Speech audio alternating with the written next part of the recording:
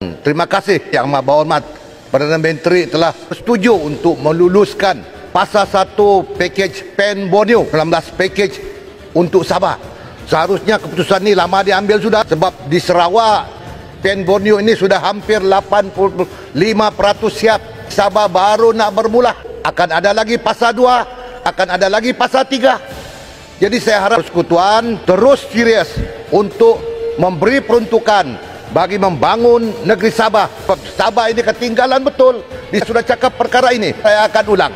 Saya minta Kementerian Keuangan, Kementerian Kerja Raya Malaysia untuk memberi pengiktirafan kepada JKR, Jabatan Kerja Raya Negeri Sabah dan Sarawak, sebagai agensi teknikal bertauliah. Kenapa berat sangat? Apa masalah? Menteri JKR kita pun macam tidak ada suara. Persekutuan lihat perkara ini. Di Sabah ini selepas hujan lebat berminggu-minggu, selepas banjir, banyak jalan raya yang rusak, corong yang runtuh, jembatan yang putus. Kementerian saya telah mengemukakan kepada Kementerian Kerja Raya untuk memohon peruntukan. Rakyat Sabah ini sebilangan dia minta menteri buat jalan raya. Mana ada menteri dalam dunia ini buat jalan raya? Yang buat jalan raya adalah Jabatan Kerja Raya, bukan Menteri Kerja Raya. Jadi saya harap pendekatan yang baru untuk membangun negeri Sabah dan Sarawak. Sebab kedua-dua negeri ini besar, bukan macam negeri-negeri semenanjung. Peruntukan tidak boleh disamakan. Mungkin tender terbuka sudah tidak sesuai. Sebab kenapa tidak sesuai? Kerajaan Persekutuan kena melantik konsultan. Melantik konsultan sudah 3 ke 6 bulan. Lepas konsultan dilantik, konsultan nak buat desain dan sebagainya 1 tahun. Lepas itu open tender 1 tahun, 2 tahun setengah sudah. Lepas itu dia nak buat open tender 1 tahun, 3 tahun setengah baru jalan 1 jalan. Kena ada pendekatan baru. Kita bincang apa pendekatan paling sesuai. Saya sudah cadangkan peruntukan 5 bilion itu letak saja kepada kerajaan negeri Sabah atau Sarawak. Biar kita rancang, kita boleh tentukan di mana dia kita agihkan. 5 bilion tiap-tiap tahun yang diumum ini hanya dapat dilaksanakan 38% tiap-tiap tahun.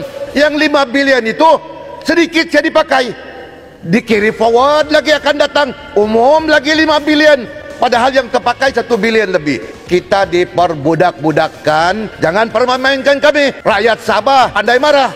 Jangan main-main tu bertua, tidak boleh. Tidak boleh main-main dengan rakyat Sabah dan Sarawak.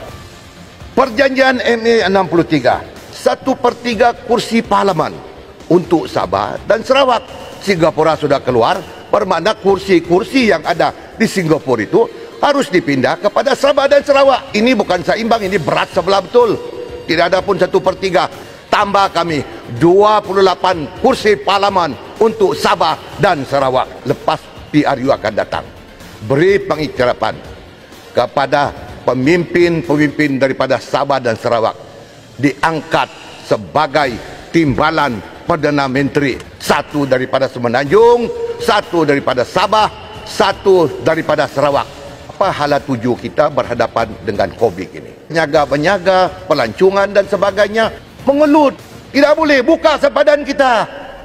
Benarkan pelancong masuk. Kita pun ada pelancong yang kita benarkan, pelancong yang sihat. Kalau tidak sihat, kita tidak benarkan. Yang melabur pun pelabur yang sihat. Mahkamah di Spain telah menjatuhkan hukuman 63 bilion kepada kerajaan Malaysia untuk dibayar kepada Sultan Sulu. Filipin memang tidak ada hasrat pun untuk menggugurkan tuntutan ke atas Sabah. Sebab mana-mana Presiden Filipin yang menggugurkan tuntutan ke atas Sabah, akhirnya mereka akan kalah. Rakyat Sabah banyak meminta saya untuk menyuarakan, yaitu diberikan kebenaran untuk mengeluarkan simpanan dalam KWSD melalui Sinar. Kerajaan kena analisalah mengikut simpanan masing-masing. Ini ada juga kepentingannya, ada juga kebetulannya untuk rakyat. Mereka merasakan itu duit mereka dan mereka perlu untuk mengatasi kehidupan harian mereka. Ada orang yang bersyukur Barisan Nasional kalah.